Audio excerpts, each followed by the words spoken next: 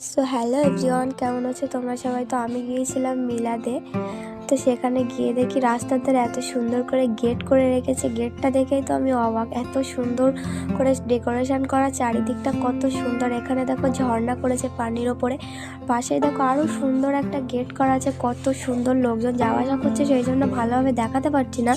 আর এখান থেকে আবার দিদির মেয়ে কোথার থেকে এসে বলছে আমাকে দুটো ছবি তুলে দে। পুচু তো সেই জন্য বলছে আমাকে দুটো ছবি তুলে দে। তো ওকে কটা ছবি টবি তুলে দিয়ে আমি বাজারের দিকে গিয়েছি। আর এখানে দেখো একটা সুন্দর খেলনা দেখেছি। দেখো খেলনাগুলো কত কিউট, পুতুল একদম, মানে সত্যি এগুলো দেখতে এত সুন্দর লাগছে। তো আমি আর বেশি কিছু তোমাদের দেখালাম না, যেহেতু ভিড় ছিল প্রচুর পরিমাণে, হাত থেকে ফোন টোন হয়তো চুরি হয়ে যেতে পারে। তারপরে দেখো বাড়ি এসে খাওয়া দাওয়া করে আমি না সেই খেলনাটা নিয়ে বসে আছি। দেখো এই খেলনাটা টিপলে না কেমন একটা আওয়াজও, মানে এত সুন্দর লাগছে। আমি না এই খেলনাটা নিয়ে খেলতে শুরু করে দিয়েছি। তো যাই হোক, পুতুলটা দেখে ছোটোবেলার কথা মনে পড়ছে। তোমরা কে কীরকম পুতুল পছন্দ করো কমেন্ট করে কিন্তু জানিও। আর পুতুলটা কীরকম দেখাচ্ছে তোমরা কমেন্ট করে জানিও।